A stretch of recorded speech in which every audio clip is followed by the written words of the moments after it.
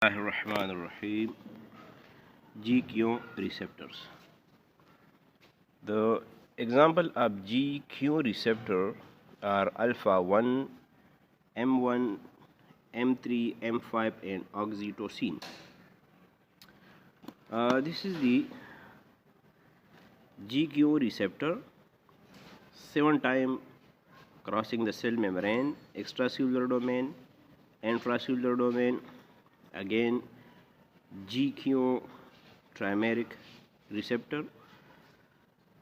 When this extracellular domain is activated by the agonist, the intracellular domain is activating and phosphorylating the alpha Q GDP into GTP. Once the alpha Q get extra phosphate, that is alpha Q GTP, there is change in the conformation of this alpha Q due to this extra phosphate, that it detach from this dimer, and after this GTP, now this trimer is dissolved, hydrolyzed into alpha Q monomer and gamma beta Q dimer. Now this alpha Q GTP phosphorylating or activating this membrane bound enzyme, which is known as phospholipase C. After activation of this phospholipase C, it hydrolyzes this membrane bound protein, which is known as phosphatidyl inositol diphosphate type 2. This PLC hydrolyzing this type 2 into IP3 inositol triphosphate and diacyl glycerol. This is secondary messenger, and this is also secondary messenger. This is phosphate product triphosphate, and this is not phosphate. इसमें phosphate मौजूद है, इसमें phosphate मौजूद नहीं है. Now this DAG and IP3 both are responsible for intracellular signaling to initiate a biological action. Now this IP3 and then stimulate the calcium pumps on the surface of endoplasmic reticulum. When they stimulate these pumps, calcium outflux occur into the cytoplasm. Now these calcium bind with calmodulin proteins. This is a calcium binding messenger protein. When this calmodulin protein get calcium, attached calcium, now this calcium calmodulin protein stimulating COMK, calmodulin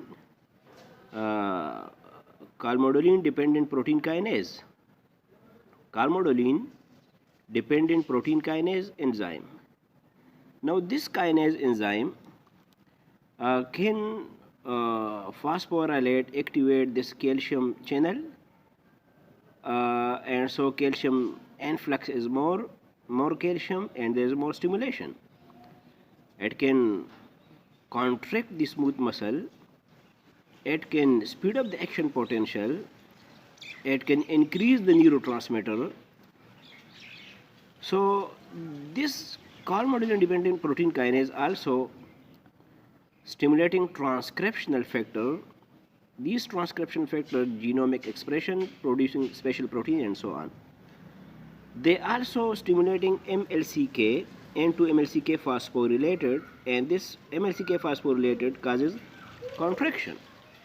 Now the DAG again stimulating protein kinase C, and now this protein kinase C stimulating the calcium channel, increase calcium, there again stimulation. They also stimulating transcriptional factor. So If you look these intracellular signaling, there is so much stimulation. The GQ receptor causes triple to 4 times stimulation as compared to the GS proteins. That's why I consider this GQ receptor as Q stand for Quranic receptor, because Quran, the holy book of the Muslim, causes so much stimulation if listened by heart. So let's suppose epinephrine is bind here, and after this intracellular signaling, increase calcium level, increase of phosphorylated MLCK. So there is so much powerful contraction. This contraction leading to high blood pressure and so on. So alpha 1 blocker, when we are using alpha 1 blocker, so these stimulatory sites are blocked. So blood pressure is dropped so much that the patient suffer from postural hypotension. Why alpha 1 blocker causes postural hypotension? That's the reason. Okay, this so much stimulation is blocked.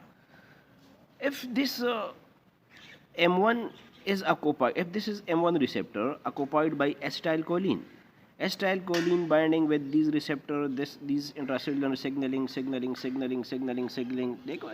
Now acetylcholine causes tachycardia, more contraction.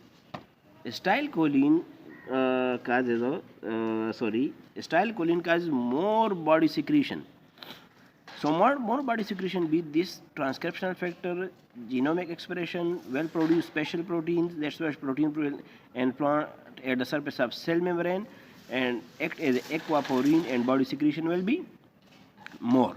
Similarly, you can apply any agonist or antagonist here.